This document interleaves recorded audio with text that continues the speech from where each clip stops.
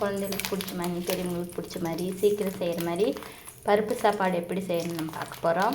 இதுக்கு வந்து தேவையான அளவு அரிசி, தேவையான அளவு பருப்பு வந்து தண்ணி ஊற்றி ஒன்றாவே ஊற வச்சுக்கணுங்க. ஊற வச்சுட்டு இதில் வந்து நான் குக்கரில் செய்ய போகிறோம். குக்கரில் வந்து எண்ணெய் ஊற்றிட்டேன்.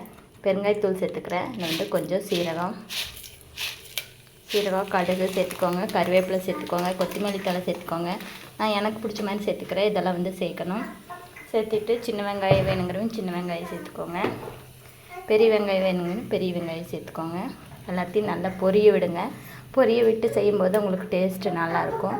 பொரியாமையே செஞ்சீங்க, எண்ணெய் காயாமல் செஞ்சீங்க அப்படின்னா உங்களுக்கு டேஸ்ட் அவ்வளோக்கா நல்லா இருக்காது. எந்த இதாக இருக்கட்டும், இந்த சாப்பாடாகட்டும் குழம்பாகட்டும், நல்லா எண்ணெயில் வந்து எண்ணெய் காஞ்சதுக்கப்புறம் தான் போடணும். நல்லா பொரிய விட்டு தாங்க அடுத்தடுத்த இன்க்ரீடியன்ஸ் போடணும். இதில் வந்து ஒரு பச்சை மிளகா வெடிச்சிடுங்க. பச்சை மிளகா எண்ணெயில் போட்டிங்கன்னா கூடவே வெங்காயத்தை போட்டுருங்க. நல்லா வெங்காயம் நல்லா வதங்கணுங்க.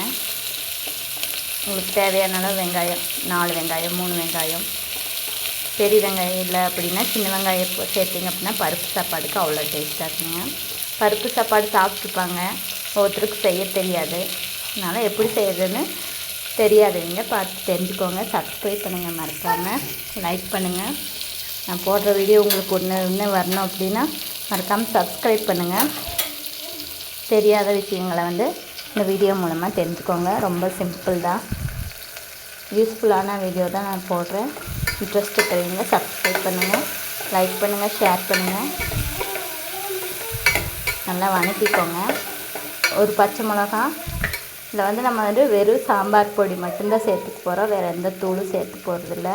அதனால் ஒரு பச்சை மிளகா, அதேமாதிரி ஒரு வரமிளகா.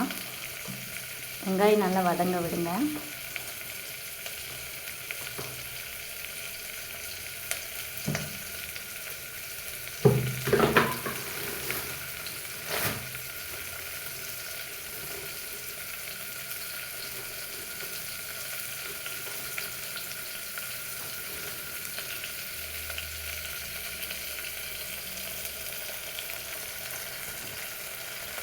ஒரு வரமிளகா சேர்த்துக்கிறேன்.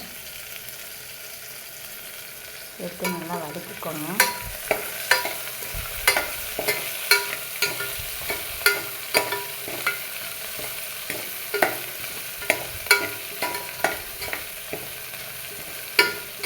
நல்லா வதங்க விட்டதுக்கப்புறம் 5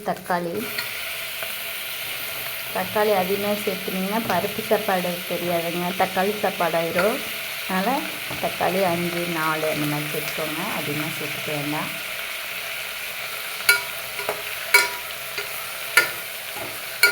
வெங்காயம் தக்காளி வந்து நல்லா வதங்கணும். வதங்கறதுக்காக லைட்டாக உப்பு போட்டுக்கோங்க. உங்களுக்கு என்ன பிடிக்குமோ அந்த உப்பு போட்டுக்கோங்க. நான் கல்லுப்பு யூஸ் பண்ணுவேன். இது வந்து கொஞ்சமாக தான் சேர்த்துக்கணும், அதிகமாக சேர்த்துனா உப்பு உரப்பு அதிகமாகிடும். தெரியாதவங்க கல்லுப்பு யூஸ் பண்ணாதீங்க, சால்ட் உப்பு தான் உங்களுக்கு பெஸ்ட்டு. இன்னும் இது அளவு வந்து கம்மியாக போடுறோம், அளவு அதிகமாக போட்டோம் அப்படின்னா கல்லுப்புனால கரைஞ்சா உரப்பு அதிகமாக இருக்கிறதுனால தெரியாதவங்க சால்ட் உப்பே சேர்த்திக்கோங்க. கல்லுப்பு வேண்டாம், பொடி உப்பு சேர்த்திக்கோங்க.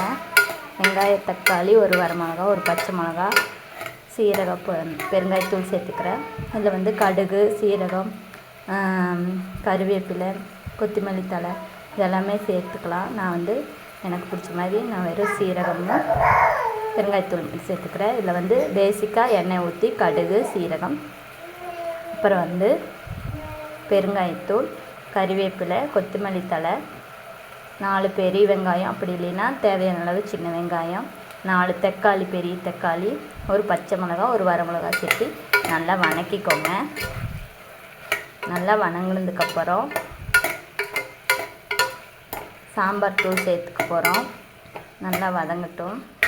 பாருங்கள், நல்லா வதங்கணும்.